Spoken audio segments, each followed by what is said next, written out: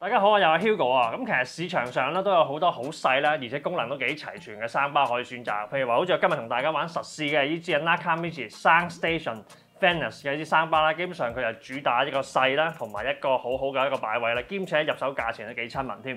咁究竟佢嘅實際表現係點咧？同埋可唔可以過到我嘅壓力測試咧？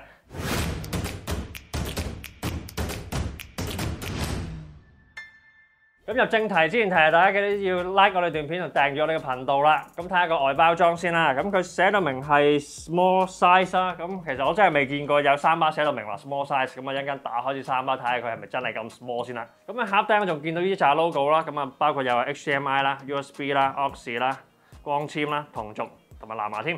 咁而家開咗箱，咁睇下裏邊有啲咩先啦。咁你見到有說明書啦。咁跟住已經係佢個生巴主體啦。咁拎出嚟咧。你見到真係好細啊，差唔多係兩攬嘅手指咧，基本上已經係全部啦。咁喺盒裏邊嘅配件咧，仲有火牛啦、遙控器、3.5線、光纖線同埋渦掹嘅配件添。咁啊配件係咁多嘢啦，我哋而家一齊去睇下規格重點先。Nakamichi SoundStation Venus 係一支2.0聲道一體式生巴，擁有1對15W 嘅全頻單元啦，可以支援一個藍牙5.0咧。咁佢仲支援 HDMI ARC 同軸光纖同埋3.5mm 接駁添。咁佢仲可以利用埋 USB 手指去播放音樂添。咁呢支生巴佢擁有3種模式可以選擇啦，咁啊當中包括音樂啦、電影同埋對話3種。咁至於安裝方面咧，佢仲可以支援埋掛牆同埋座台擺放喎。至於佢嘅官方定價咧，就係港幣799啦。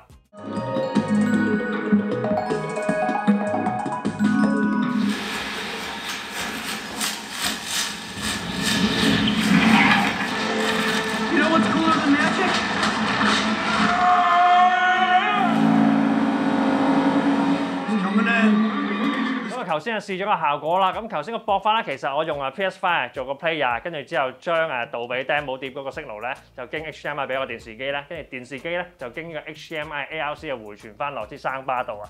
咁其實你而家睇翻啲生巴佢咁細咧，基本上都幾 fit 到嗰個電視機嘅底座個位置啊。其次啦，就係佢個闊度啦，你見到佢都幾窄身啊。咁變咗就算你個電視櫃窄身少少都好啦，其實佢都可以 good fit 到嘅。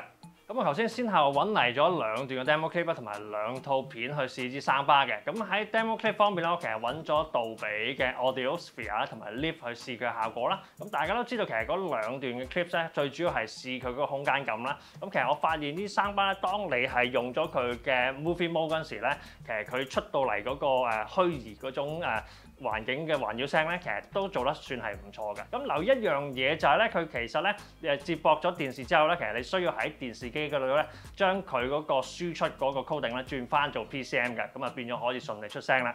咁其實大家都知道啲生巴係一個2.0聲道嘅生巴啦，咁但係當我用咗 Movie Mode 嗰陣時咧，佢明顯可以將佢嗰個2.0嗰兩個定位咧係分拆咗出去，咁變咗做一種係比較係似 Virtual Surround 嗰種效果。咁我覺得整體嚟講，其實佢一啲 effect 啊，譬如話係有啲樹葉啊飛來飛去，或者係一啲拍翼嗰啲聲咧，變咗就話喺一個 Movie Mode 底下咧，你聽得到其實佢都可以做到係前邊嗰個 Surround 嗰個位置嘅感覺咯。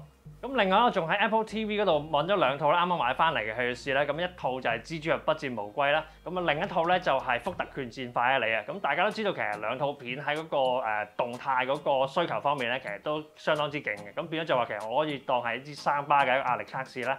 咁講翻蜘蛛俠先啦，咁嗰一段咧我就揀咗就係奇異博士追擊蜘蛛俠咧去攞翻個金屬箱嗰段啦。咁其實嗰段嘅試點咧，其實最主要係試嗰個 surround 或者係嗰個空間嗰個環境啦。咁呢部分其實我都係繼續用翻 Movie Mode 去試嗰個感覺㗎。咁我覺得有個位置都算係有少少 surprise 就係咧，我記得有個位置講蜘蛛俠揾條蜘蛛出去將佢嗰2個鏡像世界拉埋一齊，跟住交疊嗰下咧，你會聽到一啲好多碎片，即係嗰啲鏡嗰啲碎片聲咧。咁呢部分其實喺呢支咁細小嘅生巴底下咧，我聽得到其實嗰啲清嗰啲碎片嗰啲細碎聲咧，明顯係可以係離開個箱去 show 到嗰種感覺。咁整體嚟講，我覺得喺啲高頻嗰啲細碎聲底下咧，其實佢都可以做得翻嗰種虛擬音場出嚟咯。咁其次想提一提就係話，其實啲生巴嘅箱體咁細啦，變咗就話其實佢唔可能可以提供到一種下潛力啊或者低頻嘅量感俾你聽啊。咁但係佢譬如話做一啲喉底聲啊或者係嗰種聲音嘅質感嚟講啦，我覺得佢呢部分咧其實都做得足嘅。咁至於嗰套福特決戰快一里，你知道其實開頭咧聽到一啲廣播聲音啦，跟住嚟咧就係啲 engine 嗰啲氣缸聲啦。咁其實喺支咁細嘅3巴底下咧，你見得到其實佢做啲中高頻，譬如話現場嗰啲廣播嗰啲聲咧，其實佢咧真係做得早中理想咁。呢部分我覺得都有少少 surprise 嘅。咁至於係中低頻嗰一陣咧，其實佢都可以俾到你。咁但係至於你話要下潛力啊或者量感嗰部分咧，咁呢3巴就一定係去唔到嗰個水平㗎啦。咁但係咧，我覺得以一個氣氛啊或者一個環境聲嚟講咧，佢都可以交足啦。咁另外有少少 setting 嘅想同大家分享翻，就係呢3巴其實佢個低音同埋高音可以獨立 set 嘅。咁其實喺我嘅 recommend 底下咧，其實我覺得其實大家可以將兩個 setting 咧打到盡，因為可以顯得嗰個空間同埋個 range 更加闊啦。咁啊聽上嚟嗰個臨場感啊更加好啦。咁其實呢3巴仲可以用藍牙聽歌添，咁啊留意翻就係佢個指示燈啦。如果你係轉翻做藍牙嘅話，咁佢就會變做藍色㗎啦。咁啊其實我覺得個指示都幾清晰㗎。咁啊而家我哋不如揾幾首歌去試試佢先。See, I can't stop myself.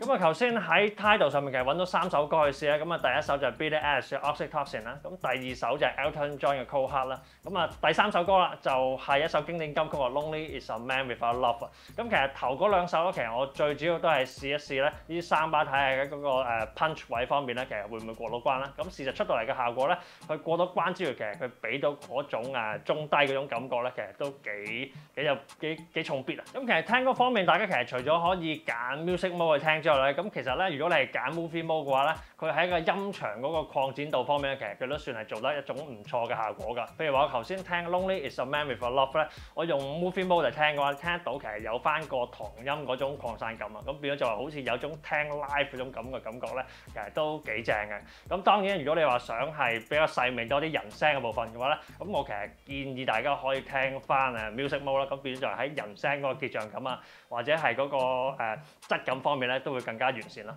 總體嚟講，其實覺得呢3巴喺個聲音穩定度方面其實都算係唔錯嘅，咁特別係喺個中低音嗰部分啦，佢其實都可以係接受到呢個壓力測試咯。咁其次就係覺得佢喺嗰個唔同嘅一個場景模式啦，譬如話 movie mode 同music mode 方面咧，其實我都覺得各有特色啦。特別係喺個 movie mode 咧，聽得到係嗰個做得到嗰個輕輕嗰種離傷嗰種效果咧，我覺得嗰部分其實都幾 surprise。